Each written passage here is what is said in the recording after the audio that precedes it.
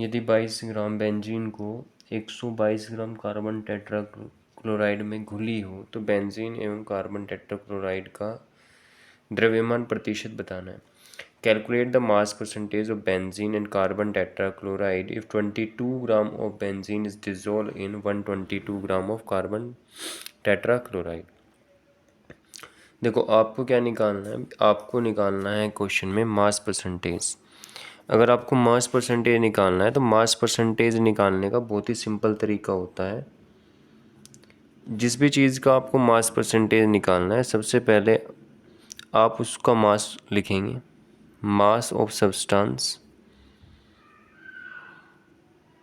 Mass of substance upon total mass.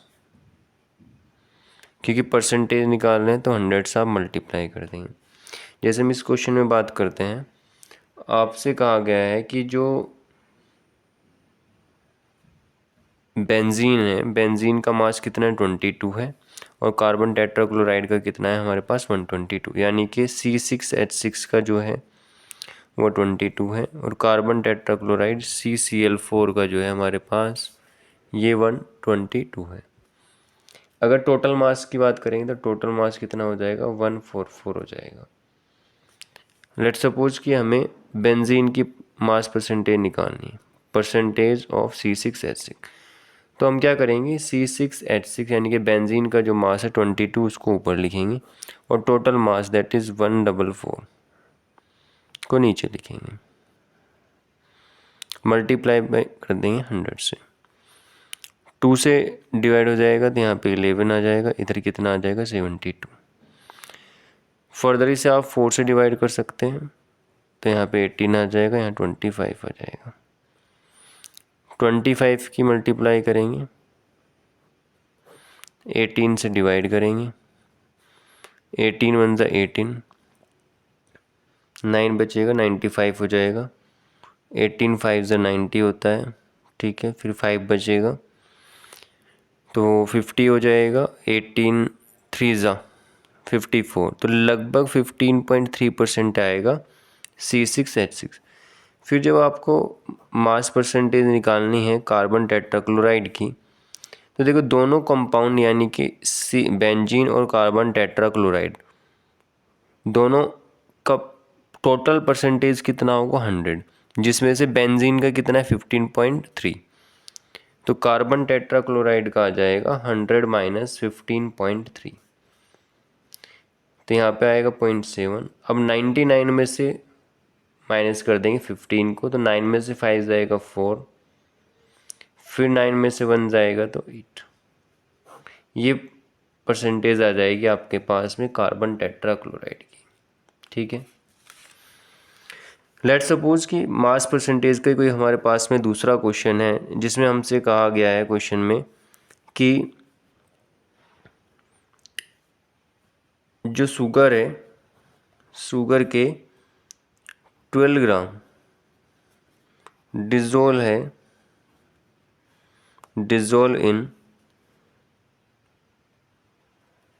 38 gram of water में। आपको sugar का और वाटर का मास परसेंटेज निकालना है। तो जब अगर आपको शुगर का मास परसेंटेज निकालना है तो शुगर का मास हम ऊपर लिखेंगे, टोटल मास को हम नीचे लिखेंगे। टोटल मास दैट इज़ 12 + 38 और मल्टीप्लाई कर देंगे कितने से 100 से, तो ये जाएगा आपका 12/50 और ये आपका 100। ये से 2 टाइम कैंसिल, 2 की मल्टीप्लाई हो जाएगी तो 24%, यानी कि शुगर कितना परसेंटेज है 24। अगर वाटर की निकालनी होगी आपको तो 100 में से 24 को माइनस कर देंगे, तो 10 में से 4 जाएगा 6, 9 में से 2 जाएगा 76%। तो मास परसेंटेज निकालने का एक ही तरीका है, जिसकी मास परसेंटेज आपसे क्वेश्चन में पूछी गई उसका मास ऊपर लिखेंगे, टोटल मास को नीचे मल्टीप्लाई कर देंगे 100 से, ठीक है। नेक्स्ट क्वेश्चन को देखते हैं। नेक्स्ट क्वेश्चन है हमारे पास, 1 विलियन में बेंजीन का 30% द्रव्यमान कार्बन टेट्राक्लोराइड में घुला हुआ है, तो बेंजीन के मोल अंश की आपको गणना करनी है, ठीक है। देखो मोल अंश calculate the mole fraction. Mole fraction आपको कैलकुलेट करना है बेंजीन का, जिसमें कि 30% बाय मास है, ठीक है। तो जब भी परसेंटेज इस तरह से दी गई हो तो इसका सीधा सा मीनिंग होता है कि जो 100% जो प्रोडक्ट है उसमें से जो X% है, दैट इज 30% जो है वो क्या है, आपका बेंजीन है, जो भी कंपाउंड दिया गया है। तो जो भी परसेंटेज में अमाउंट होगा उसको हम उतने ग्राम मान लेंगे, यानी कि 30 ग्राम है बेंजीन के। बेंजीन का कितना मास है, तो बेंजीन का मास है 30, टोटल कितना होगा 100, तो 100 में से 30 को माइनस कर दो तो आ जाएगा 70 ग्राम। यानी कि कार्बन टेट्राक्लोराइड का जो मास है वो है 70 ग्राम और जो बेंजीन का है वो कितना है 30 ग्राम। बेंजीन का अगर हम मॉलिक्यूलर मास की बात करते हैं तो मॉलिक्यूलर मास होता है 78, ठीक है। कार्बन टेट्राक्लोराइड का अगर हम मॉलिक्यूलर मास निकालना चाहते हैं तो कार्बन टेट्राक्लोराइड का मॉलिक्यूलर मास होगा, कार्बन का 12, 4 क्लोरीन है, 1 क्लोरीन का 35.5, तो 12 प्लस 142 दैट इज 451 154। फिर क्या करो आप, इनके मोल्स निकाल लो। बेंजीन के मोल कितने होंगे, तो बेंजीन का ग्राम में भार, वेट इन ग्राम अपॉन इसका मॉलिक्यूलर मास। जो 30 को हम 78 से डिवाइड करेंगे तो ये आएगा लगभग हमारे पास, पॉइंट लगाएंगे तो हो जाएगा 300 और ये लगभग हमारा 80 है, और 8 4 से कितना होता है 32, तो ये लगभग डिवाइड करने के बाद आएगा हमारे पास में 0.38। सिमिलरली हम नंबर ऑफ मोल्स निकालेंगे कार्बन टेट्राक्लोराइड के, तो कार्बन टेट्राक्लोराइड का वेट इन ग्राम में 70, टोटल कितना है 154। जब हम इसे डिवाइड करेंगे तो डिवाइड करने के बाद सबसे पहले तो पॉइंट लगाएंगे, ये हो जाएगा हमारा 700,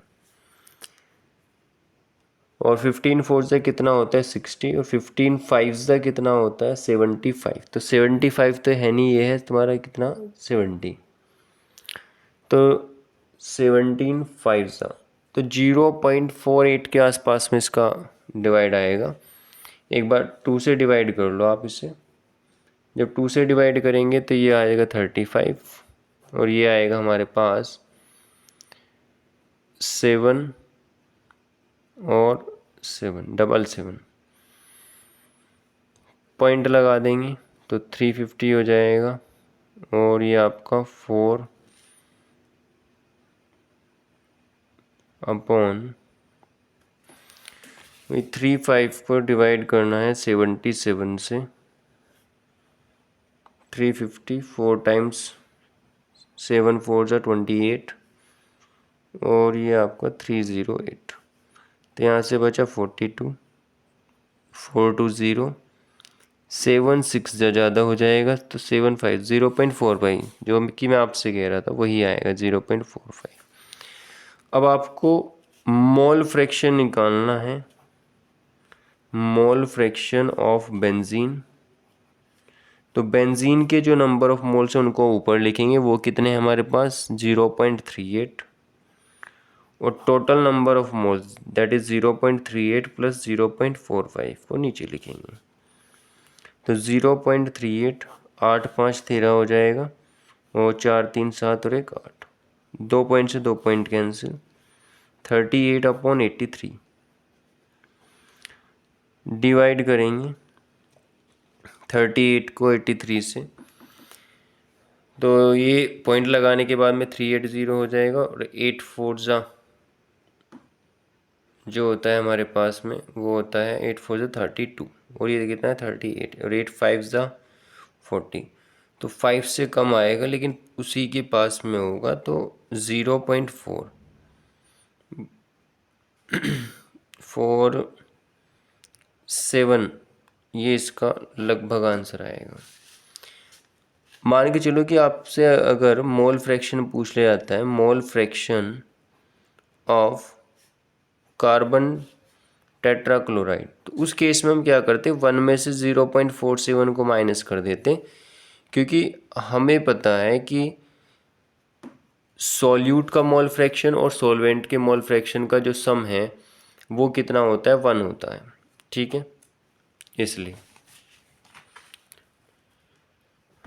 तो जब मोल फ्रैक्शन का क्वेश्चन आता है, सबसे पहले अगर परसेंटेज में है तो उस परसेंटेज का अर्थ ये है कि उस सब्सटेंस के आपको उतने ग्राम दिए गए, टोटल हमेशा कितने होते हैं 100, तो उस परसेंटेज को 100 में से आपको माइनस कर देना है। मोल फ्रैक्शन के लिए सबसे पहले आप नंबर ऑफ मोल्स निकालने, उसके लिए आपको वेट इन ग्राम पर molecular mass. Again carbon tetrachloride के लिए वेट इन ग्राम 70 और molecular mass 154। Number of moles निकालेंगे सोल्यूट के अलग और सोलवेंट के अलग।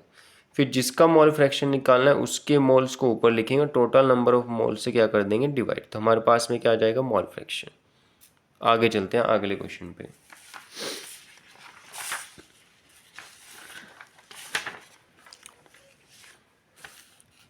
अगले क्वेश्चन में आपसे मोलैरिटी कैलकुलेट करनी है। आपको क्या कैलकुलेट करनी है, मोलैरिटी। सबसे पहले मैं आपको बताता हूँ कि मोलैरिटी क्या होता है। मोलैरिटी का सिंपल मीनिंग होता है number of moles present in 1 litre of volume. 1 litre volume में जितने नंबर ऑफ मोल्स प्रेजेंट होते हैं सॉल्यूट के, उसी को हम क्या कहते हैं, उसकी मोलैरिटी कहते हैं। मोलैरिटी का फॉर्मूला होता है हमारे पास small w upon small m into 1000 upon volume in ml, ठीक है। जहाँ पर जो स्मॉल w है ये मास है, mass of solute, m molecular mass of solute, molecular mass of solute.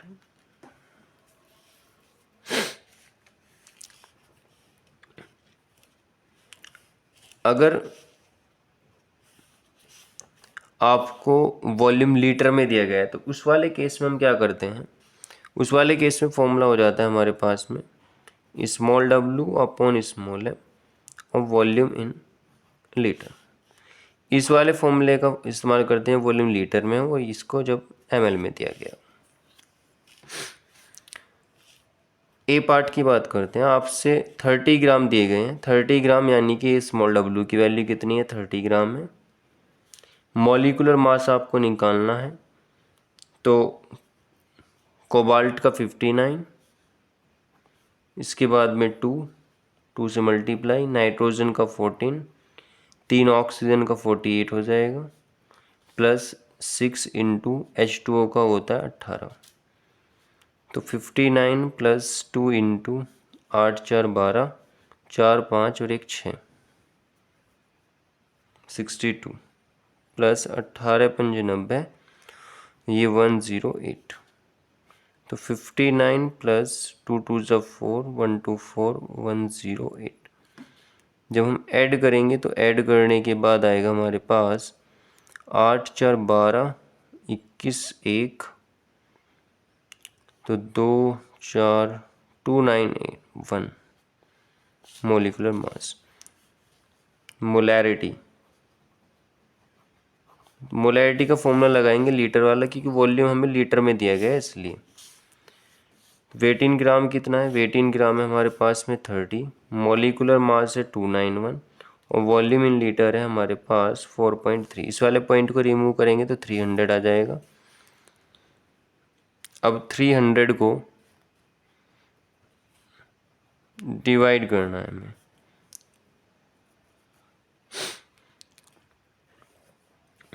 इसके लिए आप क्या करें, 3 से सबसे पहले हम इसको डिवाइड कर लेते हैं, तो 3 1 ज़ा 3, ये 100 हो जाएगा, 3 9 ज़ा 27 और 3 7 ज़ा 21, तो ये आया आपका 100 अपॉन 97 इंटू 43। अब 97 और 43 की मल्टीप्लाई करो तो 4 7 21, 1 9 30 27 29, 7 चौक 28, 2 9 चौक 36 और 2 38, 9 8 17 का 7 का 10 11 41 71 आ जाएगा।